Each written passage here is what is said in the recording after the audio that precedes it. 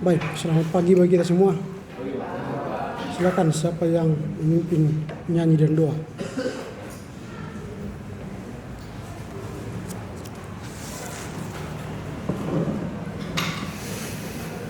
Kita memulai perkuliahan kita bernyanyi dari buku ND yang telah dikirimkan di kita.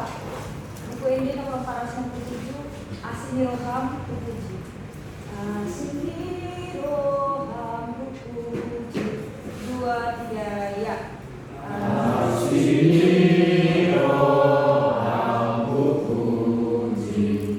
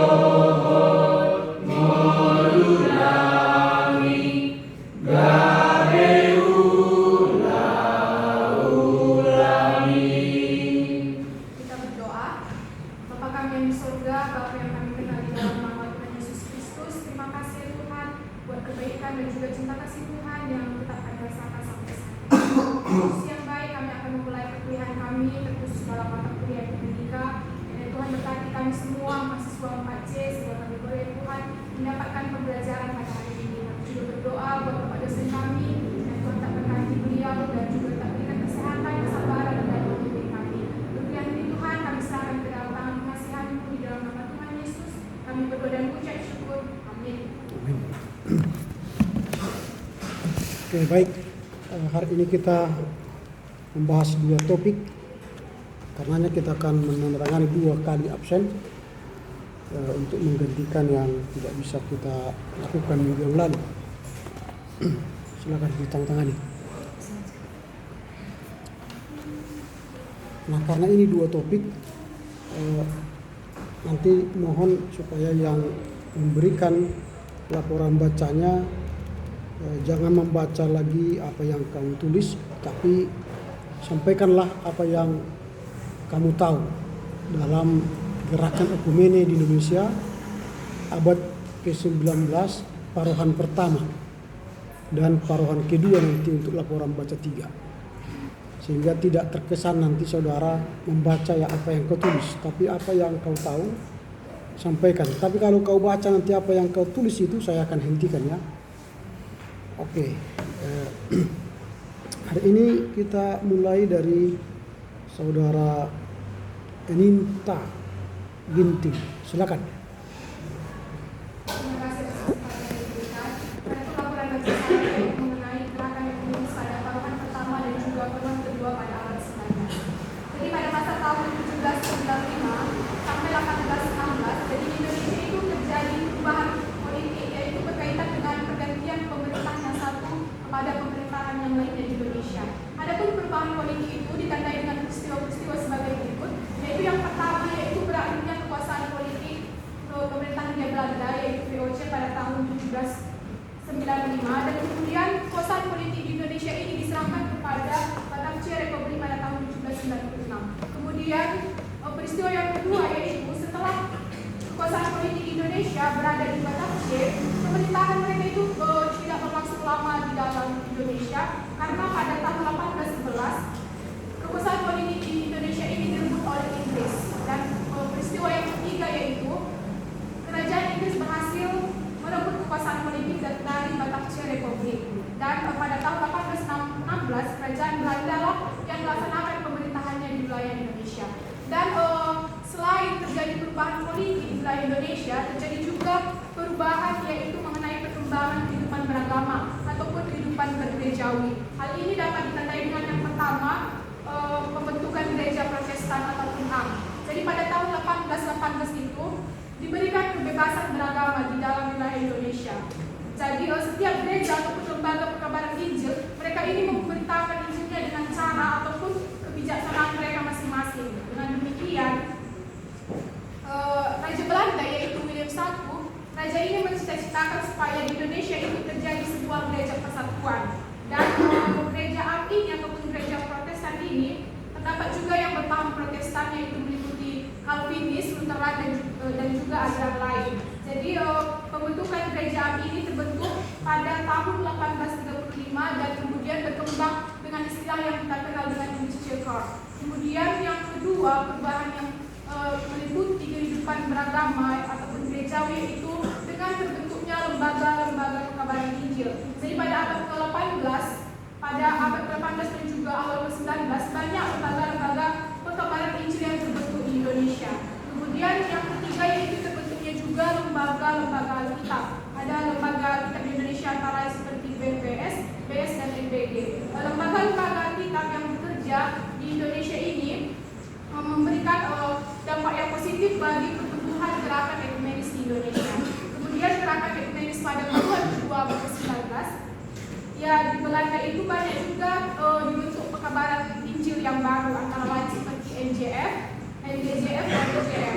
Dan para pekabaran Injil ini juga mereka mempertimbangkan beberapa faktor di dalam menetapkan tempat pekabaran Injil. Jadi ada pun faktor yang menurut mereka menopang pertumbuhan pekabaran Injil mereka. Yang pertama itu kepadatan penduduk di satu tempat. Jadi PI ini berlangsung di Jawa, Sumatera Utara dan daerah-daerah yang cukup padat penduduknya. Kemudian yang kedua itu dekatnya daerah dengan pemerintahan Hindia Belanda. Mengapa demikian? Karena suatu daerah pekabaran Injil yang dekat dengan pemerintahan Hindia Belanda itu akan menjamin dan memberikan harapan bagi terciptanya ketenangan dan ketertiban. Kemudian yang ketiga yaitu belum masuknya Islam. Oleh sebab itu lembaga-lembaga PI itu bekerja di daerah-daerah yang penduduknya itu masih beragama suku.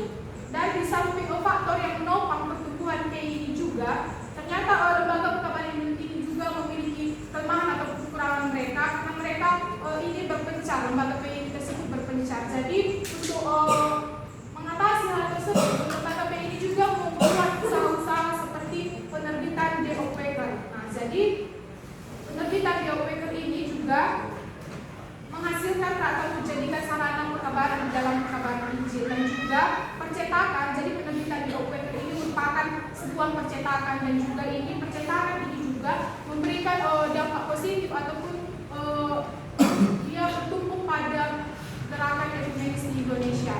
Yang kedua yaitu pendirian seminari Depok. Jadi pendirian ini yaitu pada tanggal 22 Juni 1869. Jadi ada seorang pendeta jemaat di Batavia, dia membuat sebuah artikel yang berjudul NBD Batavia ataupun sebuah seruan dari Batavia. Jadi di dalam artikel ini dia menyuruhkan kepada orang Kristen baik itu di Indonesia maupun di Belanda supaya bisa mengumpulkan sejumlah uang untuk bisa mendirikan sebuah seminari. Dan saat tersebut juga mendapat respon yang positif dari berbagai pihak sehingga oleh terkumpul dana ataupun uang sehingga seminari Depok ini boleh didirikan. Dan di dalam seminari ini banyak orang yang belajar mengenai tentang kabar Injil. Jadi mereka juga memiliki semangat ekumenis. Dan yang ketiga yaitu pembentukan NIJB. Jadi pada tahun 1881 terbentuklah NIJB. Nah, jadi NIJB ini juga merupakan sebuah wadah persatuan bagi para PI. Dan di samping NIJB ini juga melakukan banyak konferensi. Dan NIJB ini juga memberikan dampak yang positif bagi pertumbuhan gerakan ekumenis Indonesia. Dan mereka juga membahas mengenai masalah-masalah aktual yang berisi pekabaran Injil, juga membahas masalah yang berkaitan dengan kehidupan gereja pribumi, terutama yang berkaitan dengan kemandirian dan keesaan gereja. Demikian laporan saya, terima kasih. Oke, lanjut Saudara Esther. Baiklah, kita akan membahas gerakan ekumenis pada Paulus pertama di abad ke-19 di Indonesia. Jadi kurang lebih 21 tahun, yaitu pada tahun 1795 sampai 1816 telah terjadi perubahan politik di Indonesia yang menyebabkan adanya silih pergantian pemerintahan di Indonesia. Hal itu pasti memberikan dampak ataupun perubahan kepada kehidupan di Indonesia, terkhususnya secara politik dan juga di kehidupan gerejawi. Hal inilah yang juga melatar belakangi masuknya kekristenan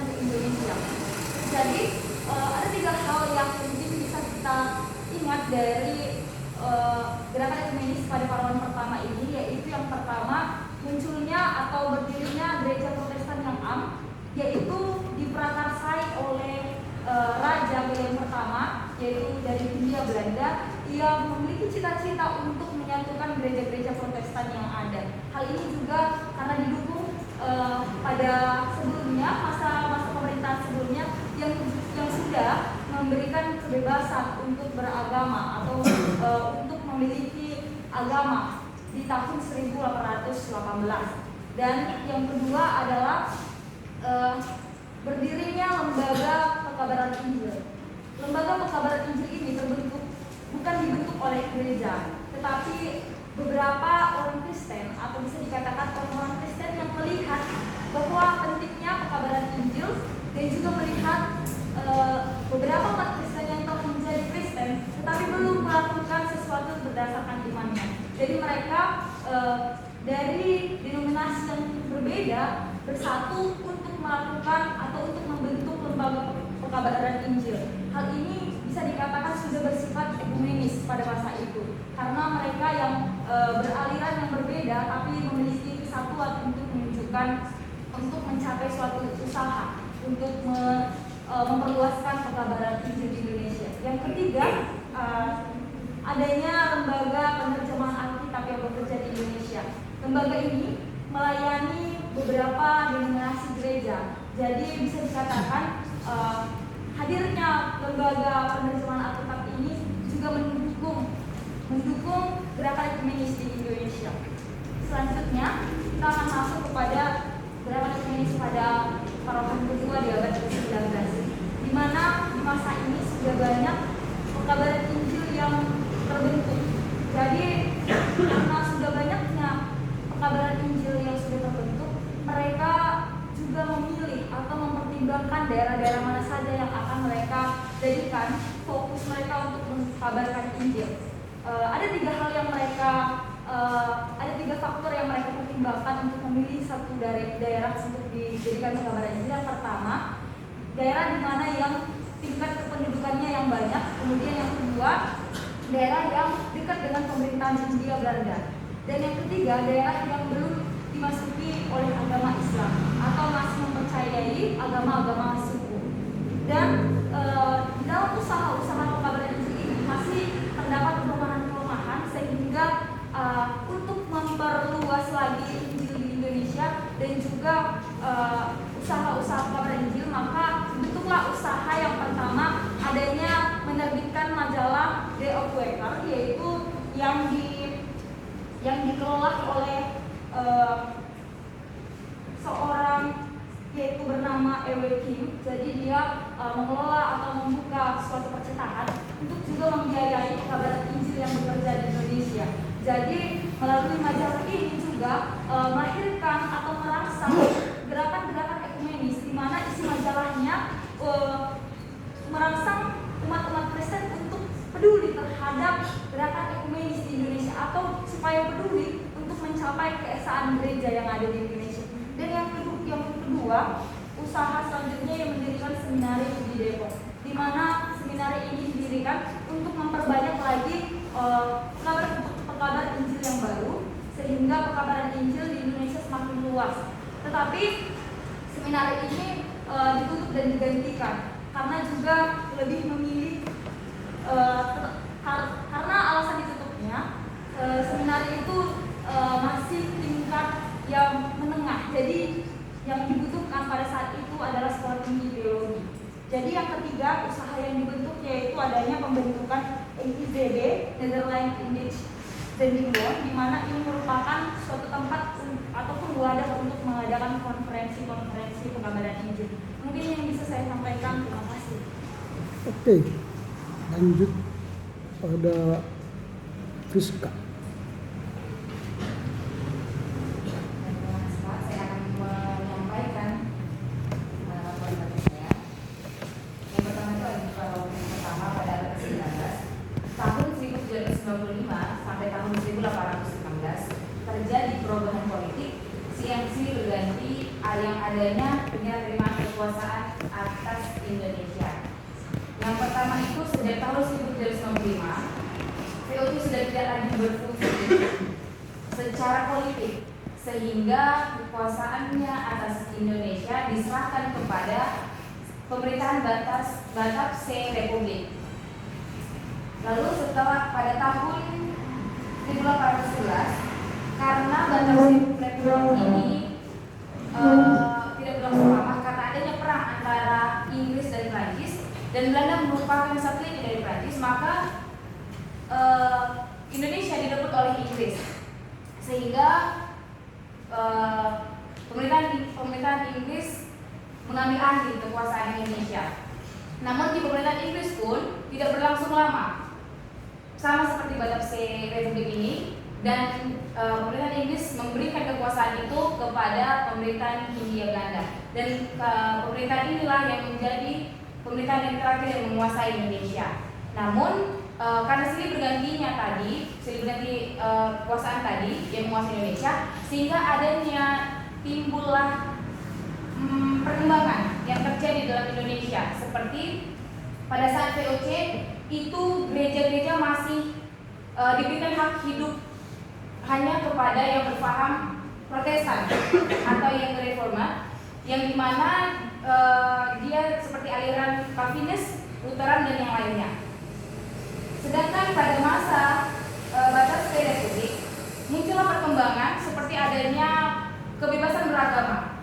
Di saat pemerintahan Batak C Republik inilah sudah boleh memiliki hak agama yang selain dari Protestan. Lalu pada pemerintahan Inggris dilakukan juga kebebasan beragama dan mulailah perkabaran Injil pada saat pemerintahan Belanda. Lalu pada saat pemerintahan Hindia Belanda, disinilah mulailah bergabung lembaga-lembaga perkabaran Injil dan makin banyak perkabaran Injil yang terjadi. Nah, karena hal yang berhubungan dengan itu, timbullah beberapa kegiatan. Yang pertama itu pembentukan gereja Protestan, di mana karena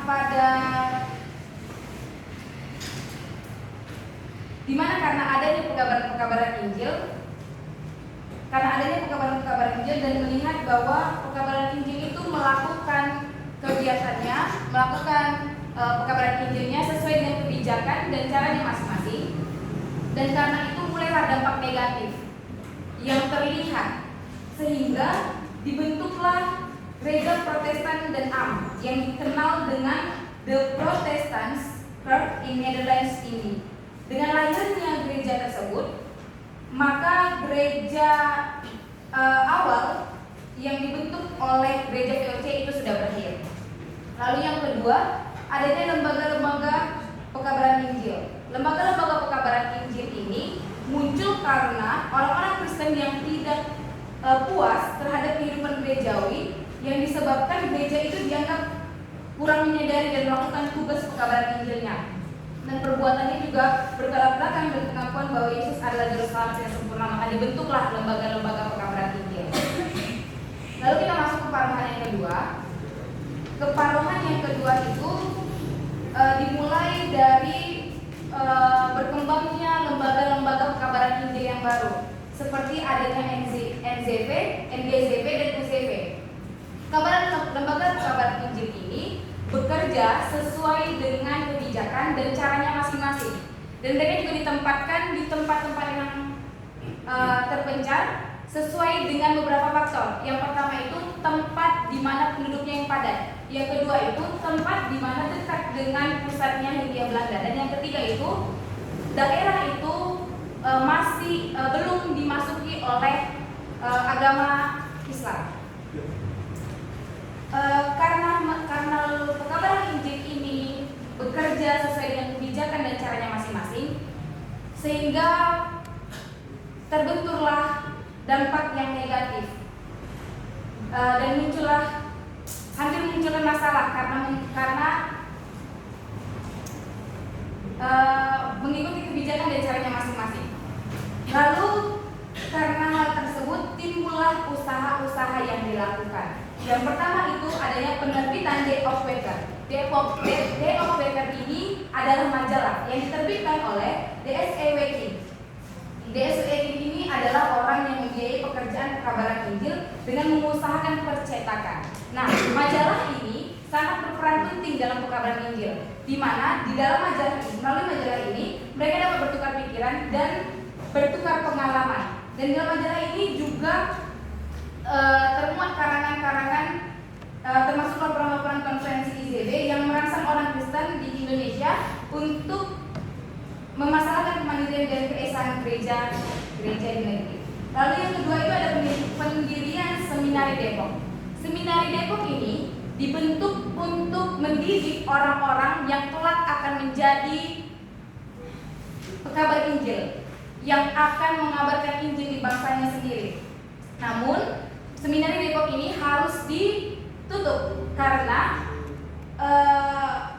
orang-orang merasa bahwa pada saat itu di Jawa itu tidak lagi dibutuhkan, karena yang dibutuhkan mereka adalah sekolah teologi yang tingkatannya lebih tinggi. Namun memang seminar ini tidak berperan penting, namun seminar ini boleh menjadi sarana yang berperan dalam menumbuhkan perasaan dan kesadaran ekumenis. Lalu yang ketiga ada pembentukan FIZB. Pembentukan FIZB ini dilakukan untuk membuat konferensi-konferensi. Konferensi ini dilakukan membahas masalah-masalah yang akurat tentang pekabaran Injil. Nah, masalah-masalah itu dibahas untuk melakukan perkembangan-perkembangan yang baru agar adanya perkembangan di dalam pekabaran Injil. Dan peranan FIZB ini sangat penting dalam gerakan ekumenis. Sekian, terima kasih Pak. Oke, lanjut kepada Puja. Jadi ada di bagian yang pertama ini ada dua orang yang terlambat mengirim ya, Rizka dan Puja. Silakan Puja.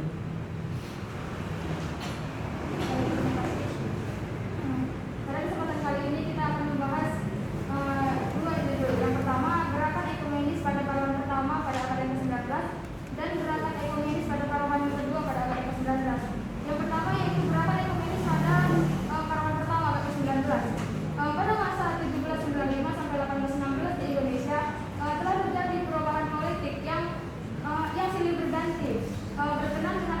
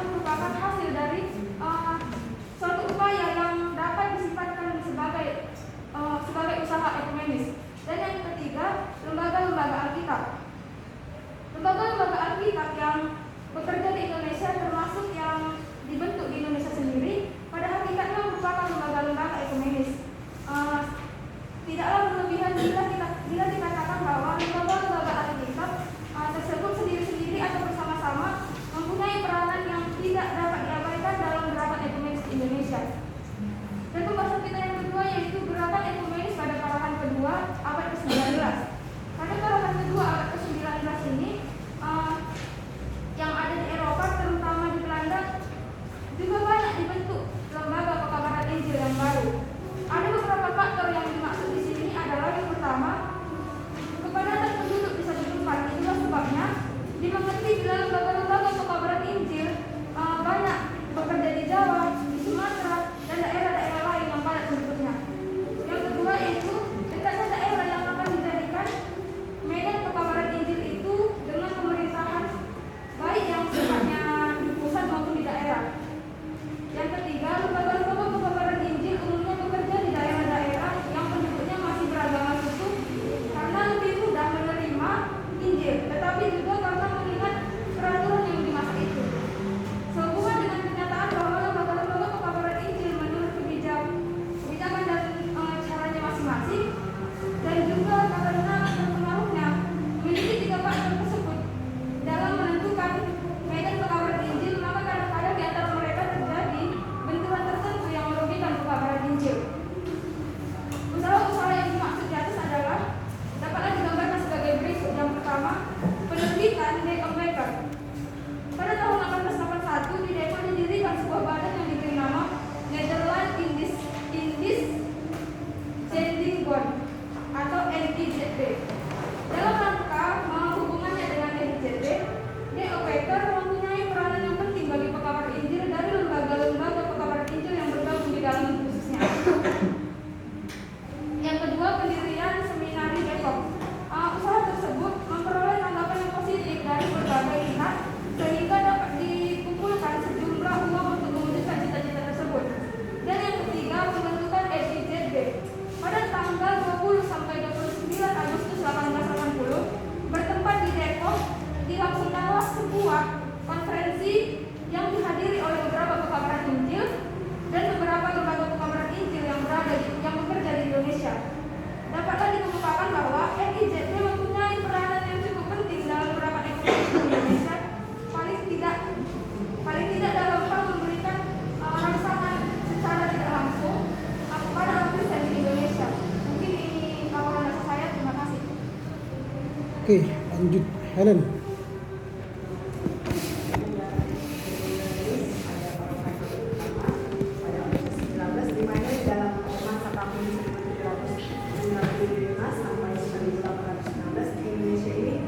Terjadi perubahan politik di mana isi berganti terus berkenaan dengan adanya pengerahan kekuasaan Indonesia dari suatu pemerintahan kepada pemerintahan yang lain, di mana badan yang niaga Belanda yang memiliki kekuasaan politik yaitu VOC yang terkenal pada saat itu dan sejak tahun 1795 tidak berdaya lagi secara politik dan tidak seperti biasa pada masa sebelumnya. Dan selaras dengan terjadinya perkembangan baru yang terjadi di Belanda, di mana pada masa kekuasaan VOC ini di Indonesia yang diterimanya dari Stephen General dan diserahkan kepada pemerintahan Batavia Republik pada tahun 1796,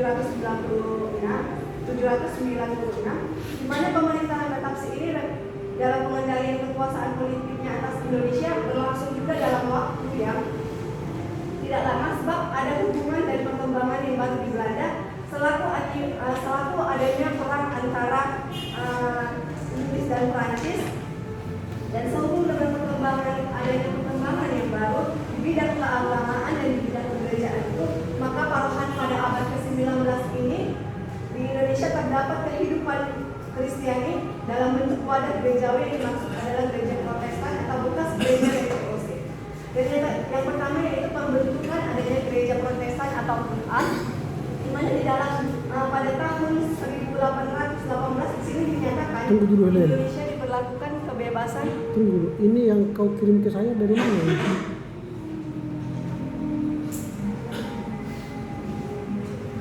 Yang kau kirim ke saya ini kok lari? Yang kau tulis ini dari mana ini? Yang kau kirim bacaanmu, hasil bacaanmu ke saya, ini dari mana? Ada okumene pada zaman reformasi, ada okumene pada abad 17-18, perkembangan ekumene abad ke-19, konferensi Edinburgh, gerakan ekumene, faith and order, life and work, ini sudah selesai. DGD, beberapa konferensi ekumene 1948. Ini laporan baca 1 ini. Yang kau laporkan sekarang yang mana? Ya yang 19. Terus kenapa ada ekumene zaman reformasi? Dari mana itu sumbernya? Halaman berapa kau baca? 9 sampai 24 Pak. Berapa? 9 sampai 24. 9 sampai 24 kok ada membahas ekumene zaman reformasi, ada membahas ekumene abad 17-18, ada membahas ekumene abad ke-19 Edinburgh, gerakan ekumene, faith and order, life and work, DGD. Ini dari mana? Itu bukunya PK Pilon itu kan?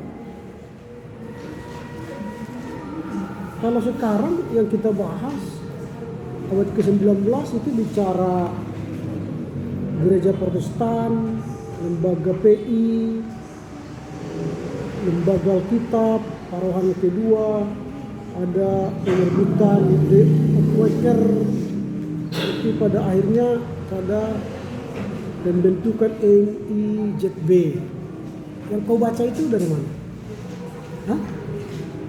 Ya yang kau tulis di sini, ini dia dulu. Yang kau kirim ini dari mana ini? Saya pertama itu Pak, makanya saya bingung. Hah? Saya bingung Pak, tapi kemarin pas saya mengetikkan dari buku tadi saya Ya, mengapa kau bingung? Kau sendiri yang menulis kok bingung kau? Ini yang kau lihat dulu nih. Ini. Yang kau kirim ke saya ini. Kenapa kau bingung? Dari mana ini sumbernya? Atau di saya yang berbeda? Kalian sama? Sama?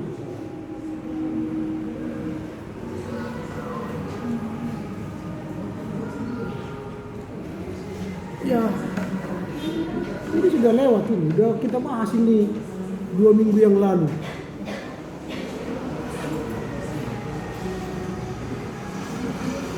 Oke lah, lanjutlah ke si apa nih? Ke si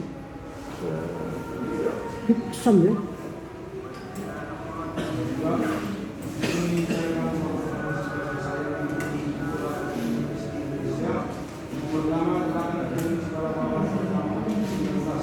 Pada masa tahun 1795 sampai 1816 terjadi perubahan politik di Indonesia, yaitu mengatasnamakan serah terima kekuasaan atas Indonesia dari pemerintahan yang satu ke pemerintahan yang lain. Terjadinya perubahan politik ini menunjukkan beberapa peristiwa, yaitu Badan Niaga Belanda yang kita kenal dengan BOC memiliki kekuasaan politik di Indonesia diserah terimakan dari pemerintahan Belanda ke pemerintahan Batasnya Republik pada tahun 1796. Pada masa VOC tersebut, yang mendapat gereja yang hanya mendapatkan hak hidup itu yaitu hanya gereja yang berlandaskan dengan gerakan Calvinis. Tetapi seiring dengan berjalannya waktu, tentunya pemerintahan VOC, sehingga adanya jalan terbuka untuk kehidupan gereja-gereja yang selain dari aliran Calvinis. Dari peristiwa Parohan pertama ini ada 3 poin yang dapat kita lihat. Yang pertama, pembentukan gereja Protestan. Pembentukan gereja Protestan ini tidak lepas dari prakarsa Raja Belanda I, William pertama. Dalam rangka mewujudkan cita-citanya, dibentuklah gereja persatuan. Yang gereja persatuan ini disebut dengan gereja Protestan Am. Maka gereja Protestan Am ini bisa disebut sebagai sebuah gerakan ekumenis di Indonesia. Yang kedua, terbentuknya lembaga-lembaga pekabaran Injil. Di permulaan abad ke-9 dari Eropa hingga ke Amerika terbentuklah pekabaran Injil.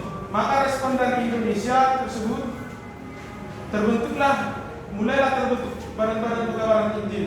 Namun harus diakui bahwa badan-badan pekabaran Injil tersebut merupakan wadah dari gereja-gereja yang bermacam aliran. Dan yang ketiga, terbentuknya lembaga-lembaga Alkitab. Terbentuknya lembaga-lembaga Alkitab yang telah mempunyai kegiatan di Indonesia seperti HBFBS, BS, dan NBG.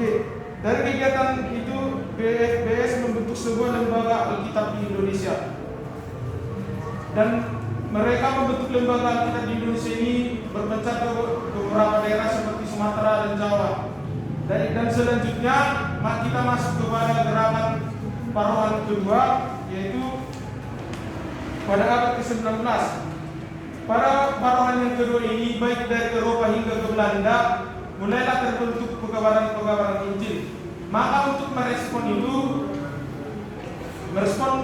perkembangan pekabaran-pekabaran Injil itu, timbullah sebuah usaha yang berkegiatan dengan gerakan ekumenis di Indonesia. Maka ada 3 poin penting juga yang perlu kita ingat. Yang pertama, penerbitan De Opweker. De Opweker ini merupakan sebuah majalah percetakan pada masa pekabaran Injil pada kala itu. Percetakan majalah ini tidak terlepas dengan pekerjaan D.S. King yang merupakan salah satu pendiri dan sekaligus membiayai pekabaran Injil pada masa tersebut. Dan yang kedua, pendirian Seminari Depok. Setelah bekerja selama kurang lebih setengah tahun, yang melopori pendirian Seminari Depok ini, J.A. Spurman Jos mulai memahami kebutuhan orang Kristen di Indonesia. Dengan dukungan dari berbagai pihak, dia mengumpulkan uang untuk membentuk seminari. Maka terbentuklah Seminari Depok pada 21 Agustus 1878. Dan yang ketiga, pembentukan NIZB 20-29 Agustus tahun 1880 yang bertempat di Depok. Selanjutnya dari berdirinya tersebut, maka terbangunlah konferensi untuk melakukan pekabaran Injil pada masa tersebut. Ini telah saya sampaikan. Oke, terima kasih. Berakhirlah untuk bagian yang pertama dari laporan baca 2. Dari laporan baca 2 ini kita hendak belajar tentang bagaimana gerakan ekumene pada abad ke-19 pada parohan yang pertama dan parohan yang kedua. Nah, pada parohan yang pertama itu harus kita lihat bagaimana gerakan itu mulai setelah pemerintah Indonesia mengalami pergantian kekuasaan, mengalami beberapa kali pergantian kekuasaan. Nah, kalau kita lihat dari tulisan Chris Hartono ini, dia menyampaikan bahwa terjadi pergantian dari Belanda VOC kepada pemerintah Batavse Republik, kemudian nanti dari Batavse Republik kepada Inggris, lalu kemudian ke Belanda lagi, lalu kepada Hindia Belanda, lalu kepada pemerintah Inggris. Ini berganti-ganti dan ini menjadi peluang dalam gerakan ekumene, khususnya ketika kita dipimpin sebentar oleh Inggris, oleh pemerintah Inggris memberi kesempatan kepada kita untuk menerima kebebasan beragama. Dan di sanalah mulai muncul semangat untuk menyatukan gereja-gereja Protestan, khususnya yang datang dari Belanda. William I melihat bahwa gereja-gereja di Indonesia yang berkaitan dengan Belanda itu perlu diputuskan hubungannya dengan Belanda, supaya gereja Protestan itu berada di bawah kekuasaan Indonesia. Maka gereja VOC yang dulunya Indische Kerk atau gereja Protestan dari VOC nanti akan berubah menjadi gereja di bawah yang disebut dengan gereja Protestan, dan namanya nanti menjadi apa nih sini De Protestantse Kerk in Nederlandse Indië. Jadi gereja Protestan di gereja Hindia Belanda.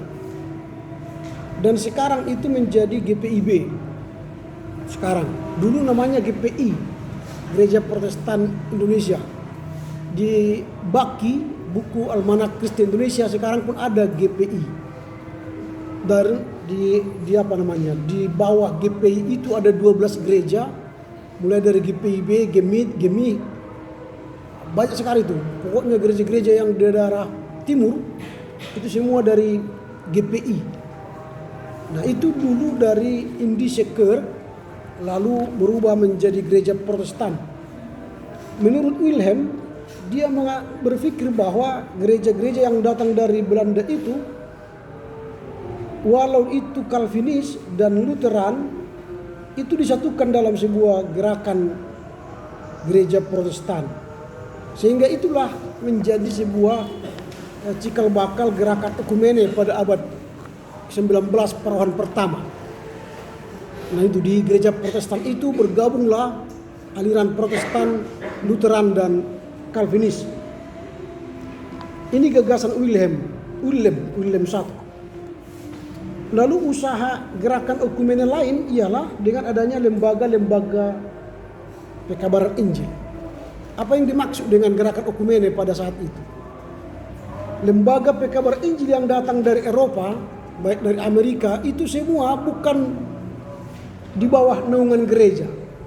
Itu lahir dari sebuah gerakan warga jemaat yang tergerak hatinya menginjili, yang gerakan pietisme yang membuat mereka terbakar semangatnya untuk menyampaikan Injil ke seluruh dunia.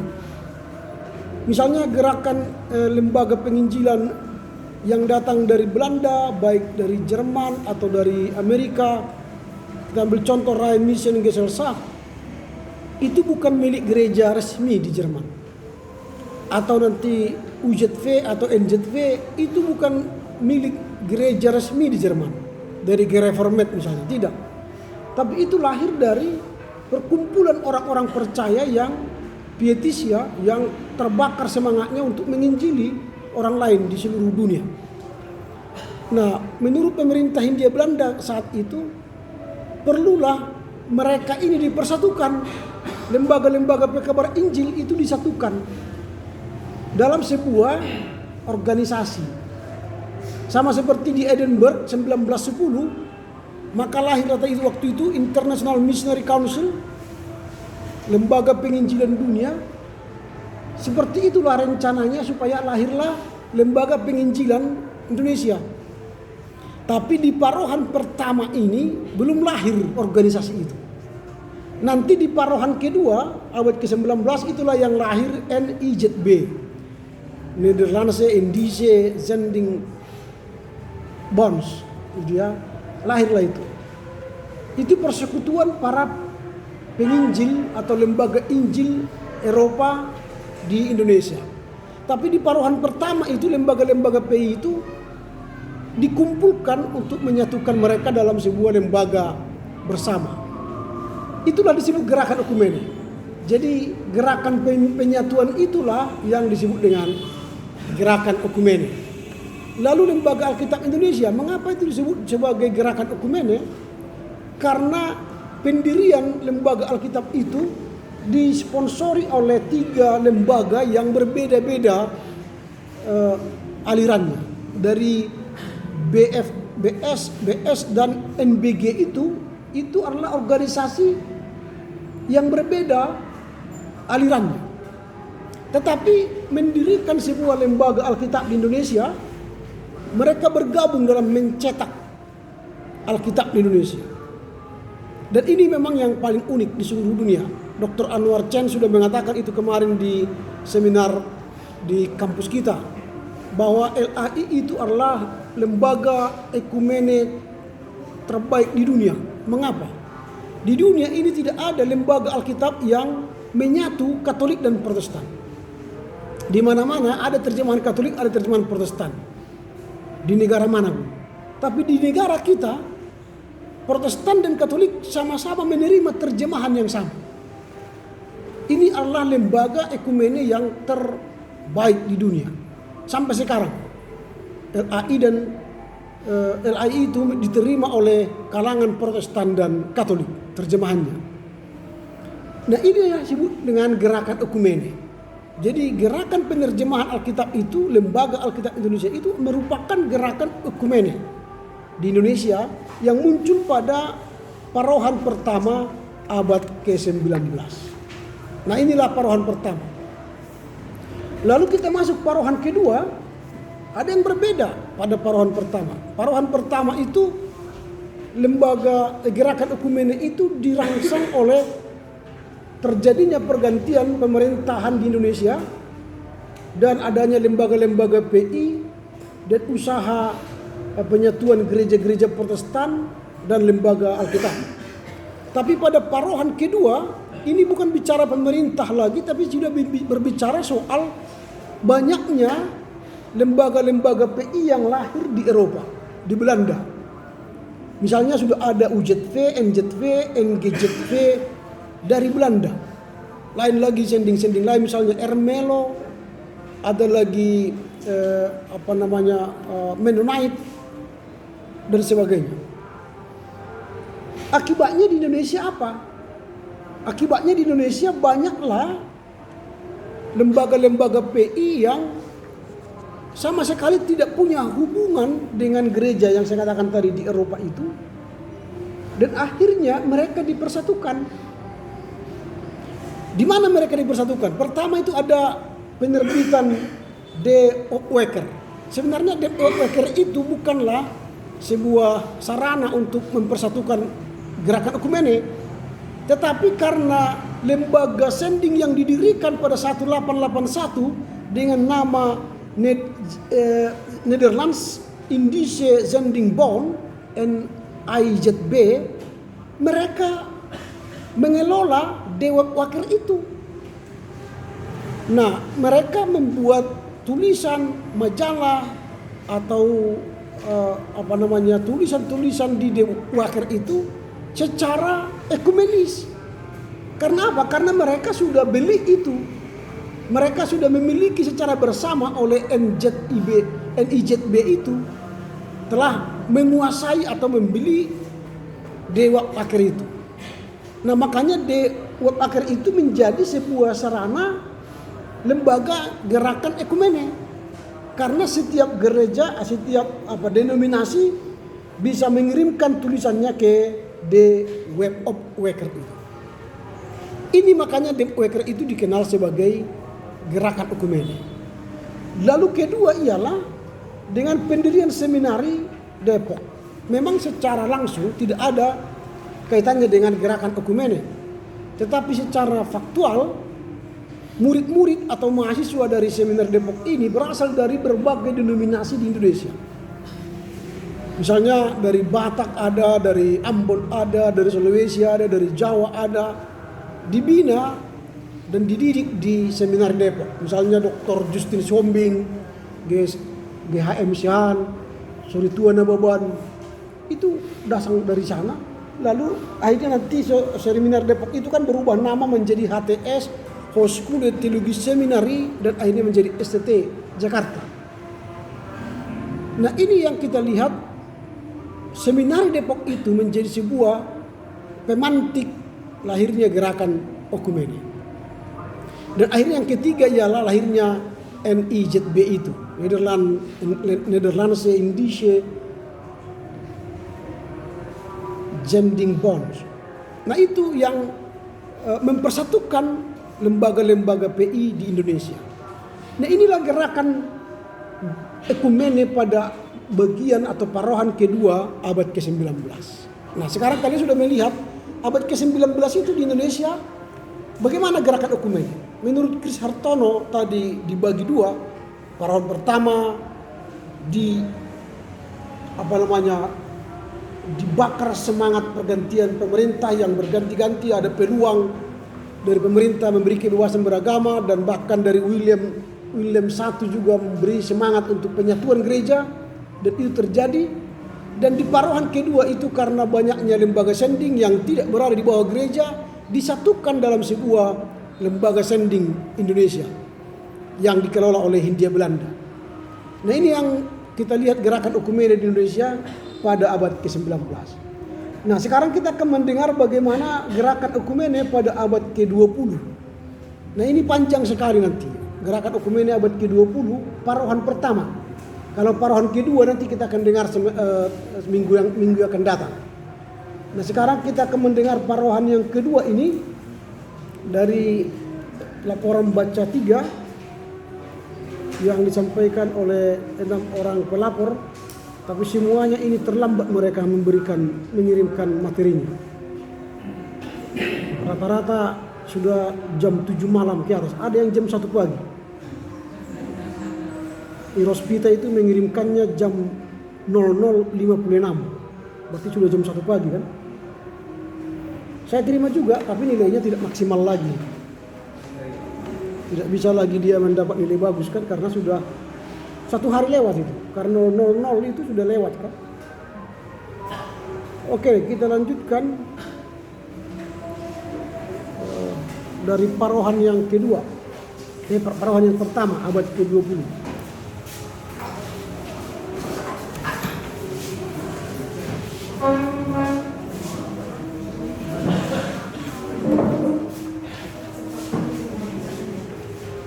Kita mulai dari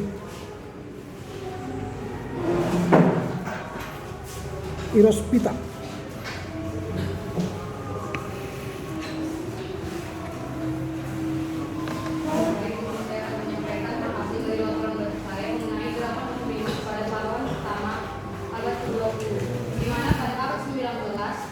Di dalam gerakan Oekumene belum terdapat atau belum dilibatkan orang-orang Kristen Indonesia untuk mengambil peran penting di dalam gerakan Oekumene. Akan tetapi pada abad parohan ke-20 sudah terjadi perkembangan, yaitu perubahan-perubahan di mana orang-orang Kristen Indonesia sudah mengambil bagian dalam gerakan Oekumene. Pada parohan pertama abad ke-20 ini terdapat atau dibagi menjadi 3 bagian. Yang pertama, gerakan Oekumene pada masa pertumbuhan dan perkembangan, di mana dalam masa pertumbuhan dan perkembangan ini terdapat beberapa peristiwa ataupun hal penting, diantaranya pendirian DC pada tahun 1906, di mana DC ini merupakan suatu badan yang bertugas untuk mengurus kepentingan pengabaran Injil, dan DC ini juga memberikan suatu sumbangan di dalam gerakan Oekumene, di mana mereka lembaga ini atau badan DC ini mendorong orang-orang Kristen Indonesia dan seluruh gereja menuju keesaan mereka masing-masing. Dan yang kedua, pembentukan perkumpulan Kristen, di mana pada pembentukan perkumpulan gerakan ini terdapat 2 perkumpulan orang-orang Kristen, di antaranya Kristen Student Serenity dan Kristen Job Front Redemption, di mana kedua perkumpulan ini bertujuan untuk memupuk semangat para mahasiswa dan para pemuda-pemuda Kristen yang ada di Indonesia. Akan tetapi yang membedakannya adalah Kristen Job Front ini dikhususkan bagi para wanita-wanita mahasiswa Kristen yang ada di Indonesia. Dan yang ketiga adalah pendirian Bond Kristen Tionghoa, di mana Bond Kristen ini berdiri pada tanggal 23 sampai 27 November 1926 di Cipaku. Dan adapun tujuan dari pembentukan badan ini adalah untuk mempersatukan orang-orang Kristen yang ada di orang-orang Kristen Tionghoa yang ada di Indonesia. Dan keempat, terdapatnya peranan dari konvensi IMC yang kedua, di mana dalam konvensi ini membahas suatu peristiwa-peristiwa penting ataupun permasalahan-permasalahan yang mengenai gerakan Oekumene yang ada di Indonesia. Dan yang kelima adalah peranan nasionalisme. Dengan adanya suatu gerakan nasionalisme di Indonesia mengakibatkan atau menimbulkan suatu semangat bagi para pemuda-pemuda ataupun bagi orang-orang Kristen dan seluruh gereja-gereja yang ada di Indonesia untuk menjadi gereja yang mandiri. Dalam arti mandiri, mereka terlepas dari lembaga-lembaga yang ada di Indonesia ini yang berasal dari luar negeri. Dan yang keenam adalah konferensi Jether, di mana dalam konferensi ini dibahas atau konferensi ini memanifestasi untuk semakin meluasnya pengaruh ekonomi di Indonesia. Dan yang ketujuh adalah terdapat kemandirian di beberapa gereja. Adapun beberapa gereja yang mandiri di sini adalah gereja-gereja yang memiliki pola pemikiran bahwa mereka harus terlepas dari lembaga-lembaga jending yang berasal dari luar negeri. Dalam arti mereka harus memijakkan kaki mereka sendiri dan mereka harus mendirikan gereja mereka dan bersekutu di dalam gerakan ekumenis. Dan yang kedelapan adalah pendirian gereja serikat, di mana pendirian gereja serikat ini bertujuan untuk mempersatukan gereja-gereja atau orang-orang Tionghoa yang ada di Indonesia. Memang gerakan gereja serikat ini masih dominan kecil, dalam arti kecil karena mereka hanya mencakup orang-orang atau gereja-gereja Kristen Tionghoa yang ada di Indonesia. Dan yang kesembilan adalah pendirian HTS, yang dimana HTS ini berdiri pada tanggal 9 Agustus 1939 di Kota Bogor. Dan HTS ini digunakan sebagai alat untuk mendorong para orang-orang Kristen ataupun pemuda-pemuda Kristen untuk mengikuti ataupun menimbulkan semangat mereka dalam melakukan gerakan ekumenis. Dan yang ke-10 adalah konferensi IMC ketiga dan pengaruhnya, di mana gerakan ataupun konferensi yang ketiga ini dilakukan pada tanggal 12 sampai 29 Desember tahun 1938. Dan dalam konferensi ini terdapat beberapa pengaruh. Yang pertama, pertemuan di Batavia. Dalam pertemuan pertama, Dewan Pembentuk adalah National Christian Council, sedangkan pertemuan terakhir berkenaan dengan konsep anggaran dasar Dewan. Dan yang kedua adalah konferensi ini yang bertepatnya di Kota Solo pada bulan Oktober tahun 1941 merupakan salah satu konferensi yang mengakibatkan dan memperkuat lajunya pengkabaran Injil ataupun gerakan ekumenis di Indonesia. Dan bagian kedua adalah gerakan pada masa perkembangan. Sejak negara Jepang menduduki Indonesia, terdapat beberapa perkembangan drastis di dalam gerakan ekumenis. Adapun perkembangan itu bersifat positif dan negatif. Di antaranya adalah gereja-gereja di tempat untuk mandiri, dalam arti mereka memiliki gereja-gereja di Indonesia itu bertanggung jawab, walaupun mereka harus menanggung semua anggaran-anggaran dasar yang terdapat di dalam gerakan ekumenis ini. Dan yang kedua adalah gereja-gereja disadarkan melihat cakrawala baru, yang dimana mereka itu diajarkan atau diperlihatkan untuk memiliki atau melihat tali persaudaraan dan serta solidaritas di antara gereja-gereja di Asia. Dan yang ketiga adalah gereja di tempat untuk hidup dalam kesatuan. Dalam arti di sini adalah seluruh gereja-gereja dengan dominasi yang berbeda harus menyatu di dalam suatu wadah, yaitu wadah ekumenis. Dan yang keempat adalah gereja diuntungkan dan dirugikan. Dalam arti walaupun terjadinya pemutusan hubungan dengan lembaga-lembaga jending dari luar negeri, gereja-gereja yang ada di Indonesia itu mengalami kesulitan dalam anggaran dana. Akan tetapi dengan terputusnya hubungan tersebut, gereja-gereja di Indonesia itu semakin ditempa menjadi gereja yang mandiri dan gereja yang bisa bertanggung jawab terhadap permasalahan-permasalahan yang mereka hadapi.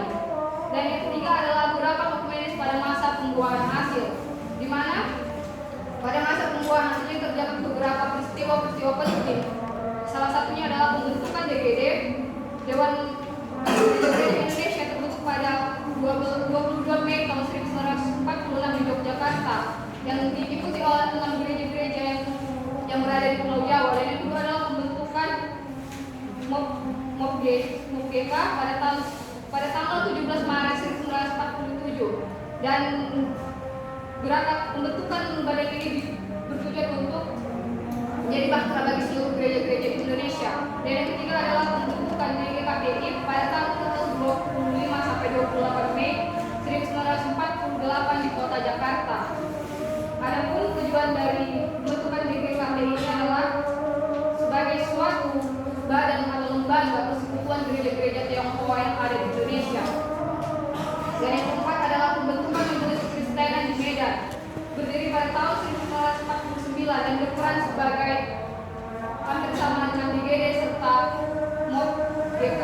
Dan yang kelima adalah menuju pembentukan DGI, di mana dalam pembentukan DGI ini terdapat beberapa peristiwa penting. Di antaranya adalah Gagal Rumbani, di mana Gagal Rumbani ini di mana seorang tokoh bernama Rumbani mengungkapkan motivasi pembentukan majelis DGI secara organisasi yang berguna atau bermanfaat untuk pengadaan hubungan dengan IMC. Dan yang kedua adalah bulan Juli tahun 1948 di Kota Bogor. Dan dalam sidang ini kembali diangkat ataupun dipilih menjadi sekretaris umum daripada GPI. Dan yang kedua adalah sidang raya yang pertama DGD. Di mana dalam sidang raya pertama DGD ini menyatakan bahwa DGD didirikan, dan sidang ini dilakukan pada tanggal 24 sampai 4 September tahun 1948. Dan yang terakhir adalah konferensi gereja-gereja di Indonesia yang dilakukan di Kota Jakarta pada tanggal 6 sampai 13 November 1949. Adapun tujuan dari konferensi ini adalah mempersiapkan Dewan Gereja-gereja yang ada di Indonesia, dan konferensi DGD ini telah memberikan peranan penting terhadap pengurus-pengurus DGD yang ada di Indonesia. Sekian laporan bahasa saya, terima kasih. Oke, lanjut kepada Juli Andre. Terima kasih Pak. Jadi di sini saya akan membacakan laporan saya berjudul Gerakan Ekumenis Pahlawan Pertama pada abad yang ke-20 di Indonesia. Pada gerakan ekumenis pada pahlawan pertama ini sudah terjadi yang namanya suatu perkembangan yang baru dalam gerakan ekumenis di Indonesia. Dikarenakan gerakan ekumenis pada pahlawan pertama abad yang ke-20 di Indonesia ini telah keikutsertaannya orang-orang Kristen di Indonesia.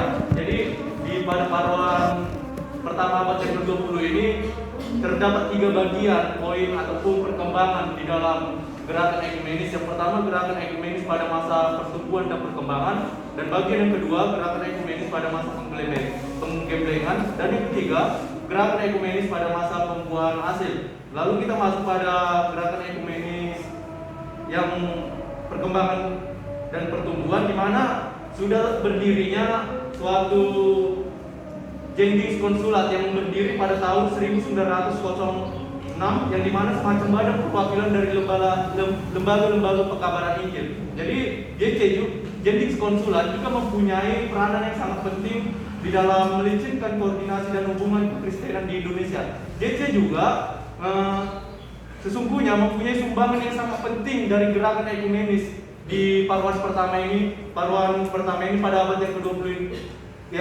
ke-20 di Indonesia, karena JC juga berusaha untuk mendorong yang namanya gerakan perkembangan ataupun pertumbuhan. Lalu setelah sekitar tahun 25-an terdapatlah suatu perkembangan yang menggembira yang dapat dilihat, bahwa adanya suatu perkumpulan tentang antara orang-orang Kristen yang berada di luar maupun di dalam negeri. Inilah yang menjadi gagasan utama dalam paruan pertama di abad yang ke-20, di mana pada perkumpulan ataupun pertemuan itu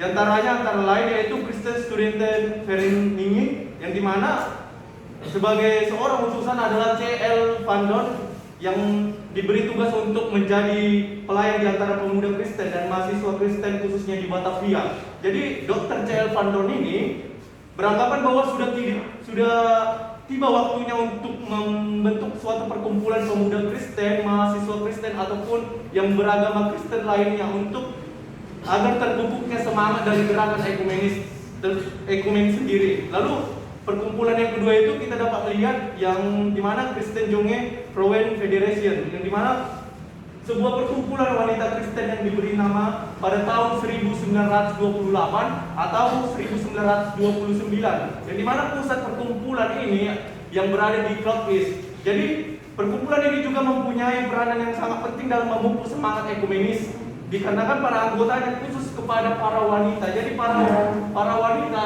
di perkumpulan ini dipakai ataupun digunakan untuk memajukan ataupun mengembangkan suatu pergerakan ekumenis pada paruan pertama di abad ke-20 di Indonesia. Lalu setelah berdirinya Jendings Konsulat, kemudian pada tanggal 23 sampai 27 November 1926 berdirinya Bon Christian Tionghoa di Cipaku atau Bogor,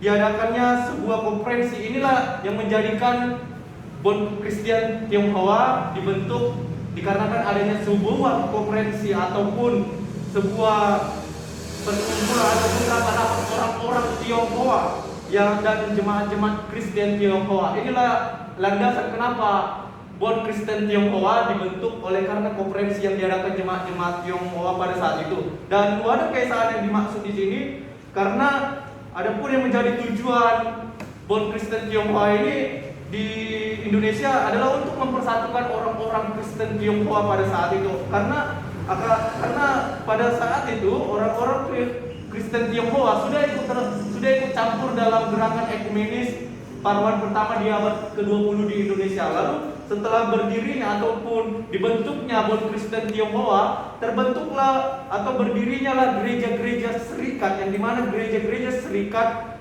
dialaskan pada beberapa pertimbangan, yang salah satunya adalah telah banyak jemaat-jemaat Tionghoa yang berdiri sendiri. Inilah yang menjadi alasan gereja-gereja serikat di gerakan ekumenis paruan pertama abad yang ke-20 dibentuklah gereja serikat oleh karena banyaknya jemaat-jemaat Tionghoa pada saat itu. Lalu adanya pendirian gereja serikat ini melalui konferensi yang diadakan di Cirebon pada tanggal 13 sampai 15 Juli 1934.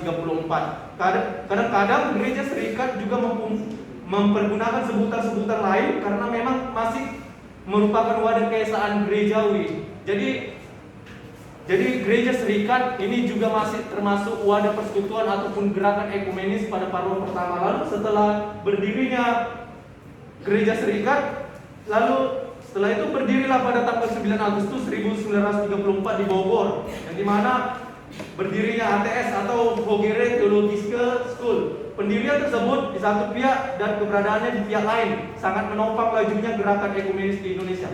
ATS memang didirikan oleh beberapa orang, akan tetapi secara institusi pada hakikatnya merupakan perwujudan dari kerjasama antara beberapa pihak dengan pihak lain. Inilah yang menjadikan ATS masuk dalam gerakan ini. Lalu oleh karena berdirinya dari gerakan wadah keesaan ini, peranan dari konferensi IMC yang ketiga, yang dimana kita dapat mengatakan International Missionary Council, yang diadakan pada 24 Maret sampai 8 April 1928 di Yerusalem, dan peranan nasionalisme dan peranan konferensial Giserium dapat dilihat dari kehidupan jemaat-jemaat atau gereja-gereja di Indonesia, terutama dalam hal mendorong untuk mewujudkan kemandirian dan mempersatukan gereja-gereja pada saat itu. Contoh dari wujud kemandirian yang dapat diberikan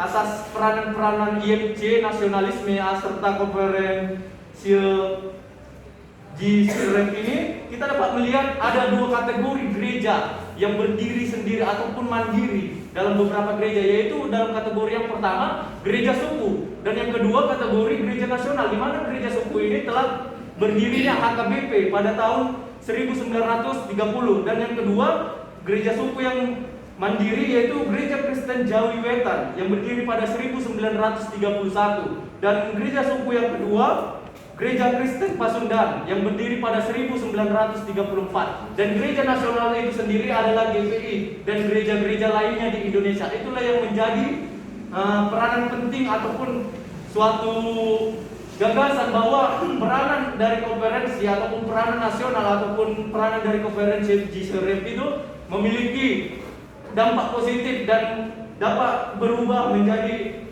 kemandirian dari beberapa gereja. Lalu setelah ada kemandirian dari beberapa gereja yang diselenggarakan pada konferensi IMC 3 dan konferensi NIZB di Solo, kita dapat melihat pada konferensi IMC ketiga ini mereka memasalahkan hal-hal yang sangat menarik dan aktual bagi gerakan ekumenis di Indonesia. Hal-hal yang dimasalahkan pada konferensi IMC yang ketiga berkaitan erat dengan Cooperation and Unity atau mengenai rencana pembentukan World Council of Churches atau WCC dan rencana dalam pembentukan Dewan Gereja-Gereja Sedunia atau DGD. Dan yang kedua, sementara konferensi NIZB di Solo, mereka memasalahkan masa depan kesatuan gereja yang sangat menopang lajunya harus gerakan ekumenis di Indonesia. Lalu pada gerakan ekumenis di masa penggemblengan sejak tahun 20 Maret 1942 sampai 29 Agustus 1945, secara resmi Jepang memerintah Indonesia. Oleh karena itu, Jepang mengadakan ataupun melakukan hubungan antar gereja di Indonesia yang telah terjalin di masa sebelumnya menjadi terputus. Inilah yang menjadikan gerakan ekumenis pada masa penggemblengan terputus oleh karena Jepanglah yang membuat bentrok antar gerakan ini. Jadi di kala itu Jepang juga membuahkan kesulitan dan penderitaan bagi gereja-gereja di Indonesia. Akan tetapi kita dapat melihat kesulitan dan penderitaan yang diberikan Jepang membuat dampak positif, justru membuat dampak positif bagi kehidupan di dalam hal menyadarkan mereka untuk melihat cakrawala baru dalam kehidupan mereka. Kesulitan dan penderitaan yang dialami oleh gereja-gereja di Indonesia justru dapat menumbuhkan perasaan persaudaraan dan solidaritas di antara gereja-gereja itu sendiri. Atas pemikiran dari DS-nya Ira, Kepala Pengurusan Agama Kristen Makassar, pada tanggal 28 Desember 1942 didirikanlah sebuah wadah persekutuan Kristen di Sulawesi atau di bagian tengah ataupun di selatan. Wadah persatuan tersebut bernama Persatuan Kristen Celebes yang dibentuk oleh wakil-wakil dari beberapa gereja atau jemaat yang ada di wilayah tersebut. Inilah yang menjadikan pada masa penggemblengan adanya suatu persatuan ataupun persekutuan Kristen Celebes yang dibentuk oleh wakil-wakil dari beberapa gereja. Lalu pada tanggal 17 Agustus 1945 di Indonesia menyatakan kemerdekaannya beberapa waktu setelah Jepang menyatakan kalah dari pihak sekutu. Jadi di dalam itu juga terdapat perkembangan baru dalam gerakan ekumenis di Indonesia yang meliputi yang pertama hubungan gereja di Indonesia dengan gereja-gereja ataupun perkabaran Injil dari luar khususnya Belanda telah terputus. Lalu yang kedua, setelah perkembangan yang baru di dalam suasana yang lebih dinamis diupayakan agar dilanjutkan pengadaan wadah ekumenis Asia dan seluruh Indonesia. Inilah yang menjadi perkembangan pada masa penggemblengan yang dilakukan oleh Jepang. Dan yang terakhir kita masuk pada gerakan pada masa pembuahan hasil. Di sini kita dapat melihat pada pembuahan hasil telah dilakukannya atau telah direncanakannya suatu pembentukan dewan maupun melakukan pembentukan majelis yang dimana yang pertama pembentukan DPG yang diadakan pada tanggal 22 Mei di Jogja, 22 Mei 1946 yang diadakan di Yogyakarta. Kala itu menjadi ibu kota Republik Indonesia yang dilakukan oleh 6 gereja yang berada di luar Jawa. Lalu setelah melakukan pembentukan DPG, dilakukannya pembentukan MOBGK yang pada tahun 1945 yang dimana di dalam surat WJ Rumambi dia memberitahukan bahwa pada bulan Maret 1947 akan dilakukannya konferensi di Makassar di ujung pandang. Lalu untuk mewujudkan tujuannya yaitu untuk mewujudkan kekristenan di Indonesia. Lalu setelah melakukan pembentukan yang namanya MOBGK, lalu dilakukanlah pembentukan DGKTI yang dilakukan pada tanggal 25 sampai 28 Mei 1948 di Jakarta. Inilah yang menjadi dibentuklah sebuah dewan yang diawali dengan konferensi, yaitu dewan gereja tersebut bernama Dewan Gereja-Gereja di Indonesia Tionghoa, gereja-gereja Kristen Tionghoa di Indonesia. Lalu setelah pembentukan DGKI, dilakukanlah pembentukan lagi yang dinamai Majelis Kristen yang di Medan pada awal bulan 1949 di Medan. Terus setelah melakukan pembentukan Majelis Kristen di Medan, lalu datanglah pemikiran untuk menuju pembuatan atau pembentukan DGI, yaitu berawal dari Nota Rumambi mengupayakan motivasi pembentukan majelis atau DGD, yakni terbentuk majelis secara organisasi toris. Lalu yang kedua, diadakannya sidang sinode HAM GPI, dan yang ketiga sidang raya 1 DGD, dan yang keempat konferensi gereja-gereja di Indonesia. Inilah hasil laporan bacaan saya kembalikan.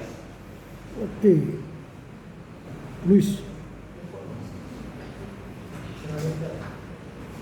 Gerakan ekumenis pada bangunan pertama abad 20.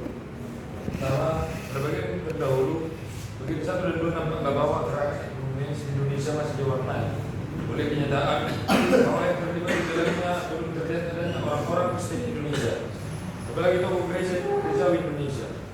Sebabnya seperti telah jelas dalam proyek terdahulu pula bahwa yang terlibat di dalamnya masih orang Kristen yang berasal dari luar, terutama yang datang dari Belanda. baik berasal dari gereja maupun dari lembaga pekabaran Injil.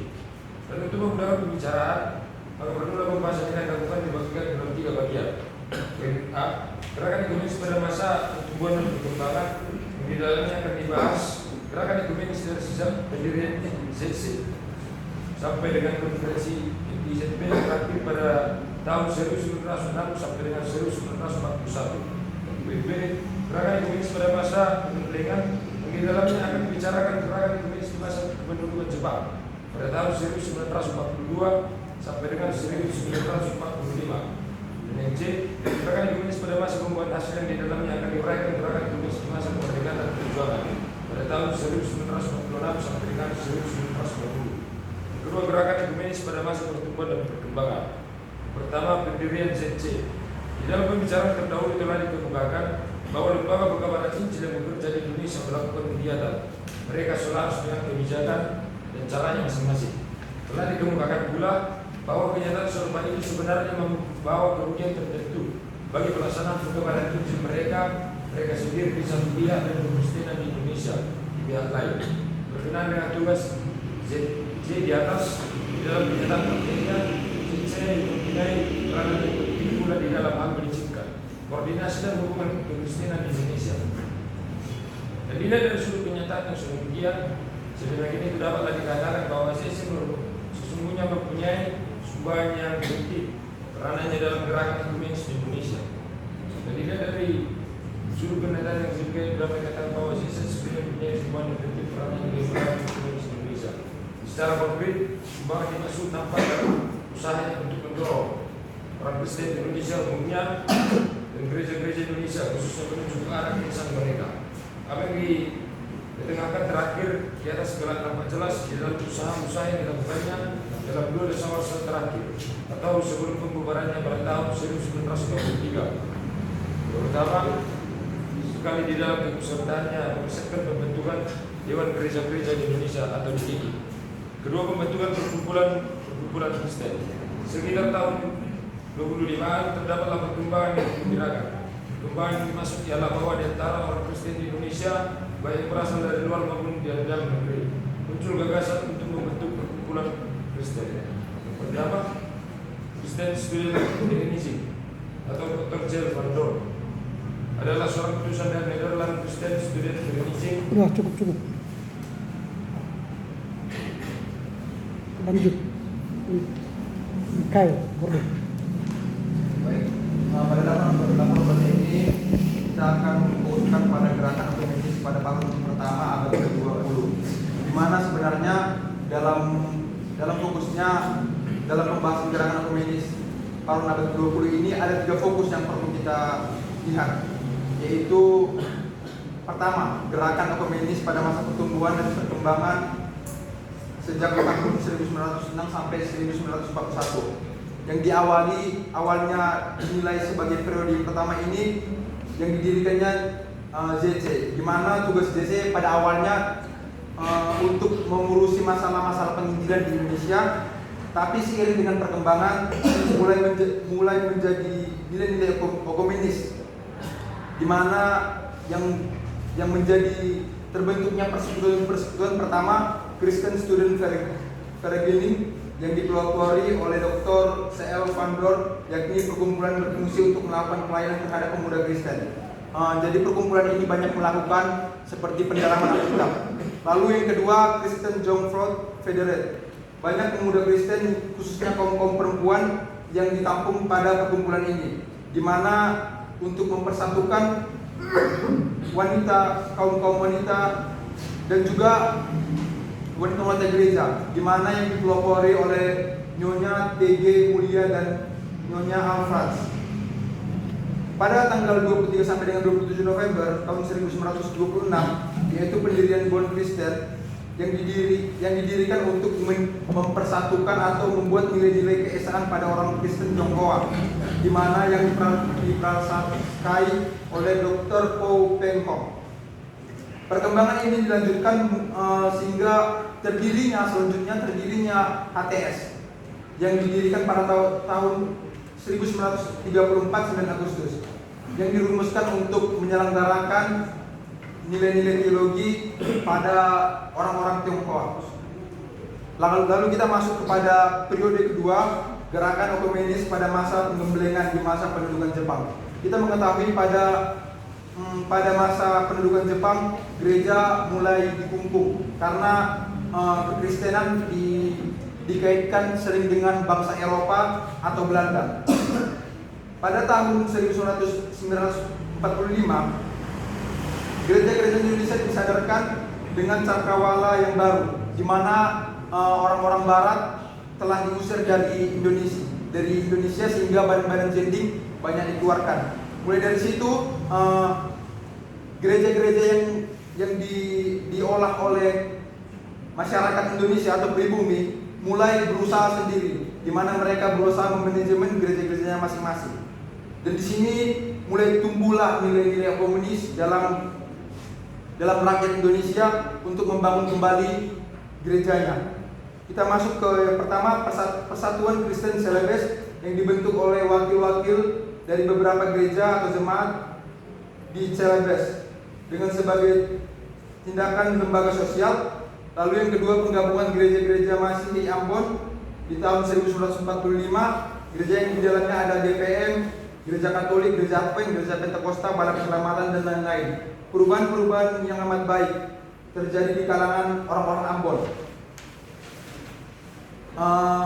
Setelah di masa pemerintahan Jepang ini, kita masuk ke gerakan ekumenis pada masa pembuahan hasil di masa kemerdekaan dan perjuangan Indonesia, di mana setelah kembali kekalahan Jepang pada Perang Dunia Kedua, akhirnya Jepang menyerah dan Indonesia mendapatkan kemerdekaannya. Akhirnya Indonesia mulai membentuk lagi nilai-nilai kekristenannya, dan di situ pun juga diawali dengan kembalinya lembaga-lembaga dari Belanda dan juga Eropa untuk membuat lembaga jending atau lembaga ekumenis Indonesia, dengan harapan dan keperluan umat Kristen yang semakin sadar akan gerakan ekumenis di Indonesia, terkhususnya pada Asia yang terjadi pada tahun 1946 dan 1950. Hal ini tidak sama seperti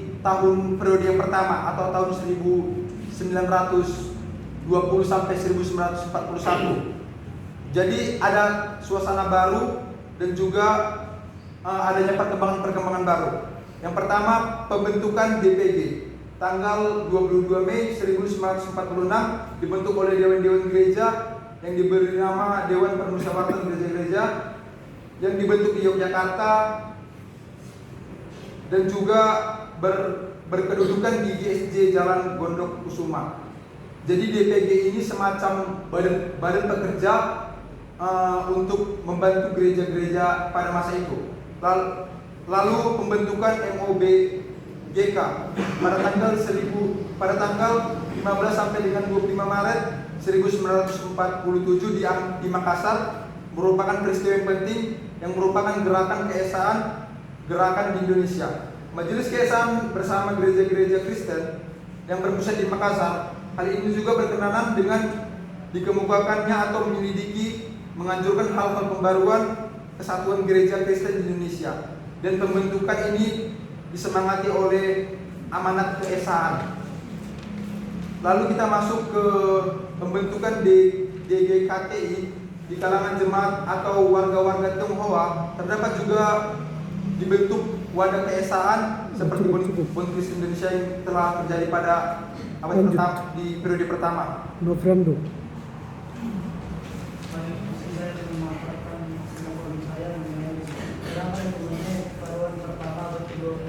Indonesia yang dibagi dari 3 masa, yaitu gerakan ekumenis pada masa pertumbuhan dan perkembangan dari sejak pendirian JC sampai konferensi NIJB di terakhir 1906 sampai 1941.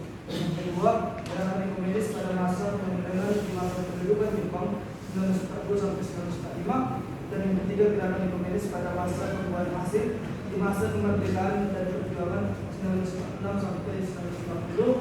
Dan kita masuk kepada masa gerakan ekumenis pada masa pertumbuhan pertumbuhan dan perkembangan diawali dengan pada tahun 1906 didirikan Konsulat tahun 1906 yakni semacam badan perwakilan dari lembaga perkabaran Injil di Indonesia dengan tugas untuk mengurus kepentingan perkabaran Injil dan untuk mendorong orang-orang Kristen di Indonesia umumnya dan gereja-gereja Indonesia khususnya menuju ke arah pesan mereka.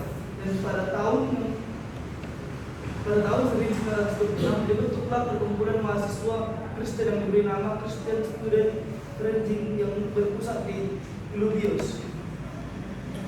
Dan ada juga perkumpulan Kristen wanita yang diperintahkan oleh Netherlands Christian Young Vrouwen Federation yang didirikan pada tahun 1928 sampai 1929 di Lubios. Peranan perkumpulan ini yang mempersatukan wanita yang berasal dari wanita Kristen yang berbagai latar belakang daerah, suku dan gereja. Dan pada tanggal 23 sampai 27 November 1926 terjadilah sebuah konferensi yang bertempat di Bogor. Dari konferensi ini ada kesepakatan untuk sebuah wadah keesaan orang-orang Kristen Tionghoa. Wadah yang dimaksud yang diberi nama dengan Bond of Finance in Indonesia yang diperkuasai oleh DSO Peng Hong yang dimuat oleh gerakan ekonomis yang berhasil membentuk wadah keesaan dalam diri. Oke, lanjut. Okto. Terdahulu bagian 1 dan 2 jelas nampak bahwa gerakan ekonomi Indonesia masih diwarnai oleh kenyataan bahwa bangsa Indonesia belum terlibat dalam gerakan ekonomi.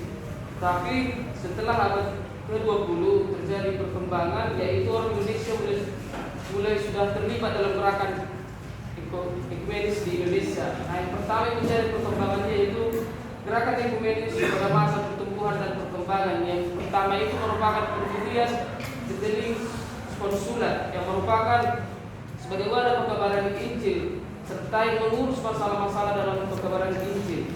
Dan di sini pendirian JC ini mendorong orang Kristen untuk menuju ke arah keesaan mereka serta dapat disebutkan bahwa dari kelayakannya Jeteling Konsulat ini mempunyai peran penting dan dapat dibutuhkan selainnya karena serta keikutsertaannya untuk mempersiapkan pembentukan DGI.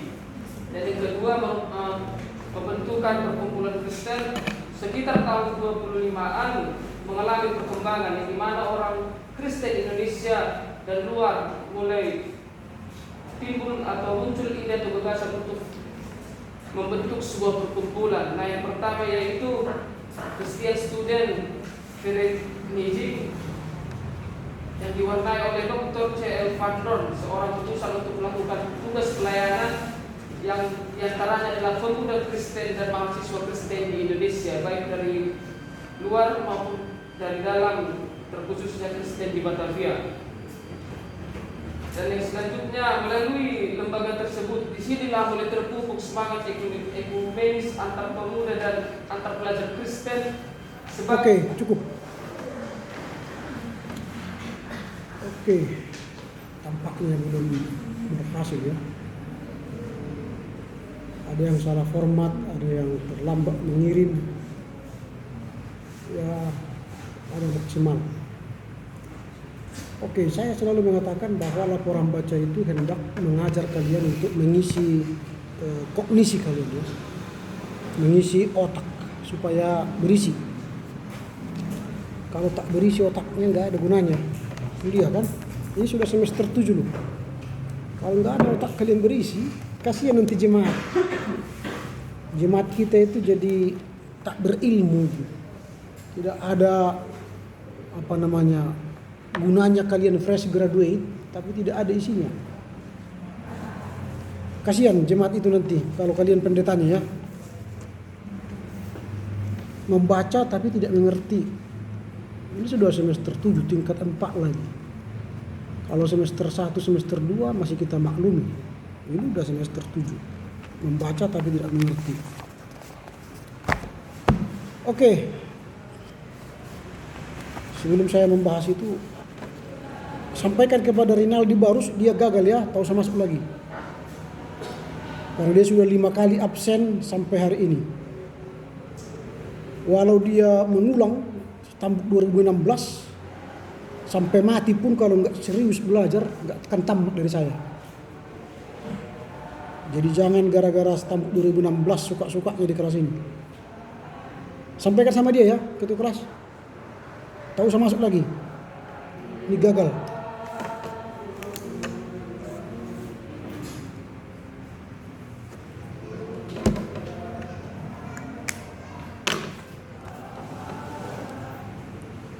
Dan ini terakhir dia ya. Kalau selesai ini nggak bisa lagi tamat dari kampus ini. Sudah mau di ujung tombak pun masih apa? Masih menggaya dia. Kasihan orang tuanya. Tak memiliki masa depan lagi.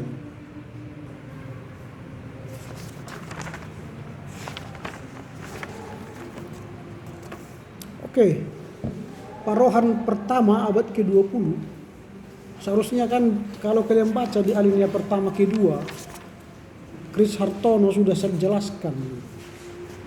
Tadi Irospita yang menjelaskan itu, yang lain nggak ada.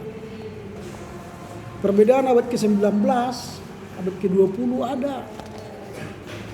Abad ke-19 itu peran Eropa itu atau peran lembaga sending itu kental gitu. Mereka yang menggerakkan gerakan ekumene itu di Indonesia. Tidak ada pribumi, tidak ada orang Kristen pribumi yang menggerakkan gerakan ekumene itu.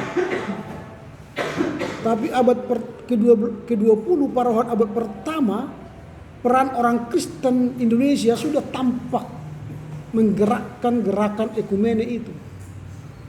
Walau masih dipicu oleh para misionaris atau zendeling atau sending-sending lain.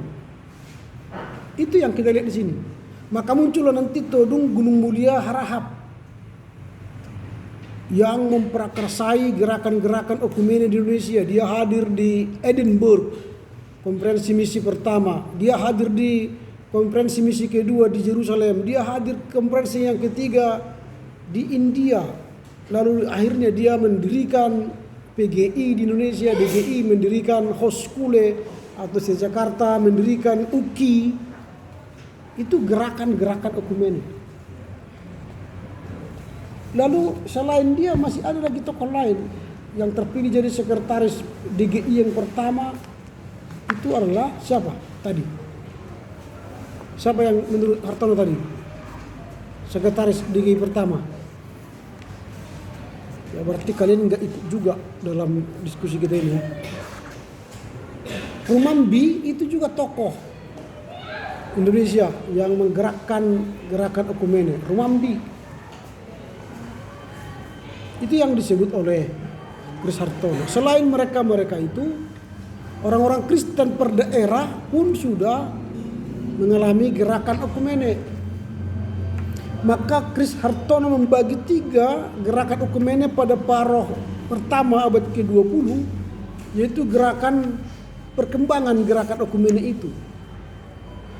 Dia menyebutkan dalam gerakan pertumbuhan itu 10 poin. Bahkan lebih sebenarnya. Pengaruh pertemuan ketiga ekumene, pengaruh pertemuan ketiga di India, gerakan misi itu banyak akibatnya di Indonesia. Sehingga walau 10 poin dia cantumkan, sebenarnya sudah hampir 13 faktor yang ditunjukkan dalam pertumbuhan gerakan ekumene di Indonesia. Dengan lahirnya SJV, lalu lahirnya gerakan persekutuan perempuan, lalu gerakan-gerakan lain yang disebutkan di sini. Ini gerakan masih pertumbuhan. Tidak mungkin saya jelaskan satu persatu ini karena waktu. Lalu bagian yang kedua yang dia jelaskan ialah masa penggemblengan. Ketika masa Jepang memerintah Indonesia 3 tahun 1942 sampai 1945, hubungan dengan luar negeri baik mitra baik misi diputus. Bantuan luar negeri juga diputus sehingga Indonesia atau gereja-gereja Indonesia diajar untuk mandiri. Tidak ada lagi hubungan dengan misi. Tidak ada lagi hubungan dengan gereja lokal pun tidak ada. Maka gereja itu harus mandiri. lalu dipaksa untuk menerima sebuah wawasan baru bahwa selama ini mereka bergantung kepada lembaga misi dunia, tetapi sekarang dia harus melihat bahwa selain Eropa masih ada lembaga lain yang bisa menolong Indonesia, yaitu Asia. Bahkan membuka diri dengan lembaga penginjilan Jepang, karena Jepang waktu itu yang menjajah kita. Ini disebut dengan melihat cakrawala baru. Itu masa penggembelengan. Dan pada masa itu juga gereja-gereja ditempa untuk hidup dalam kesatuan. Muncullah gerakan nasionalisme. Mulai dari Sumpah Pemuda 1928. Itu gerakan nasionalisme untuk melahirkan nanti menjadi sebuah gerakan ekumene. Dan kemudian nanti terjadi di sana penggabungan gereja-gereja. Kalau kita lihat di Ambon, di Sulawesi, Celebes, terjadi penggabungan. Dan ada keuntungan dan kerugian pada masa penggembelengan ini. Ini yang ditulis oleh Chris Hartono. Dan bagian yang terakhir ialah gerakan ekumene menuai pembuahan. Maka pembuahan hasil dari gerakan itu pada abad ke-20 bagian pertama, disitulah lahir DGI. Tanggal 25 Mei 1950. Itu hasil yang tercapai. Dan menuju hasil itu ada banyak hal yang terjadi atau yang hasil dari pembuahan gerakan itu. Secara lokal sudah ada pembentukan DPG. DPG itu di daerah Jawa. Gereja-gereja Jawa bersatu. Kemudian ada MOBGK. Ini gereja-gereja Makassar bersatu. Ada juga gereja-gereja Cina nanti bersatu. Gereja-gereja Tionghoa bersatu. Lalu di Medan ada Majelis Kristen. Nanti Majelis Kristen ini, kalau kalian ingin melihat ini, nanti sampai di Kapten Muslim belok ke kanan, di ruko sebelah kanan itu ada situ nanti Majelis Ulama Kristen Indonesia, MUKI. Mungkin ini dari Majelis Kristen Sumatera Utara itu mau mengimbangi Majelis Ulama Islam Indonesia, MUI. Jadi setara dia Majelis Ulama Kristen Indonesia. Pergi aja ke sana mendaftar. Jalan-jalan ke sana daftarkan diri nanti Majelis Ulama Kristen Indonesia. Supaya kalian menjadi ketua umumnya kan. Itu gerakan kesatuan perwilayah. Dan itulah nanti yang akan memicu lahirnya DGI atau PGI sekarang. Nah inilah yang kita lihat hasil-hasil dari gerakan ekumene pada paroh pertama abad ke-20. Minggu depan kita akan mendengar gerakan ekumene pada parohan kedua abad ke-20 yang akan disampaikan oleh teman-teman kita. Sekali lagi saya ingatkan, bacalah dengan baik, mengertilah bacaan itu, lalu ceritakan apa yang kau tahu di kelas ini. Jangan baca lagi. Kayak cerita ke sekolah minggu. Adik-adik, Tuhan Yesus itu lahir di Bethlehem, gitu kan? Karena kau udah baca Injil Matius, Markus, Lukas, Yohanes.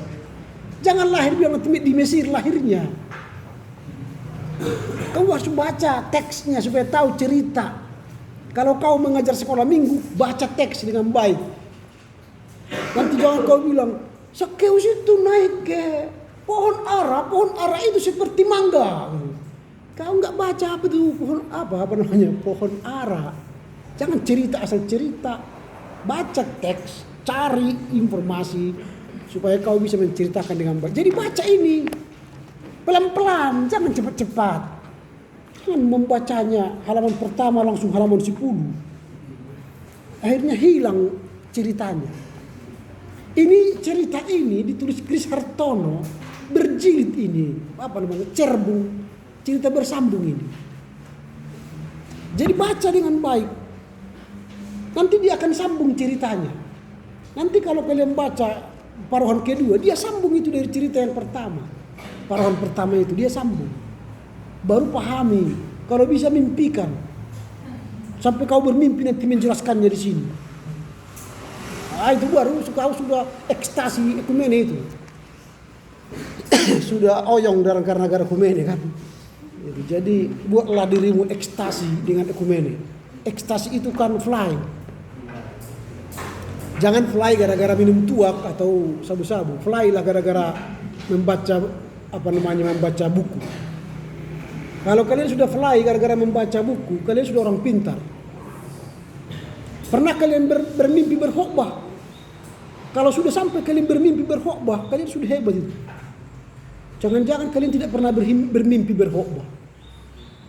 Bermimpi main TikTok mungkin sering. Tapi bermimpi berkhotbah belum kan? Atau bermimpi kuliah. Mimpi kalian kuliah saya ajari dalam ekumenika. Berarti kalian sudah demam dengan mata kuliah ini kan. Tapi kalau tidak pernah bermimpi berarti kalian benci mata kuliah ini kan. Benci dengan dosennya, benci dengan pelajarannya. Karena ketakutan kalian kan. Oke lah, silakanlah berdoa. Ini sudah lapar ini. Siapa yang mau berdoa?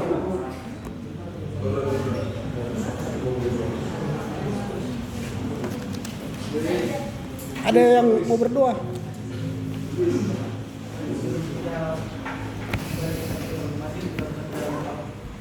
Terima kasih Tuhan atas berkat kepada kami karena kita berkumpul di tempat ini Tuhan melanjutkan pembelajaran kami Tuhan. Terima kasih Tuhan kami sudah selesai belajar pada saat ini. Dan Tuhan apa yang kami belajar tentang materi pada hari ini dapat kami serap, dapat kami aplikasikan kepada kami Tuhan. Jadi juga Tuhan dengan berkasih kami berdengar kepada beliau dan mohon bersabar dalam hidup kami agar beliau dapat setia dan mempersiapkan kami sesuai Tuhan dengan baik. Jadi juga Tuhan kami mahasiswa yang Tuhan yang berkata dan berikan kami kesehatan, kekuatan serta kepintaran Tuhan dalam belajar agar kami dapat memuliakan nama-Mu. Ini adalah doa dan permohonan kami Tuhan dalam nama Yesus Kristus yang berdoa mengucap syukur. Amin. Saya mohon maaf ya karena pakai sandal.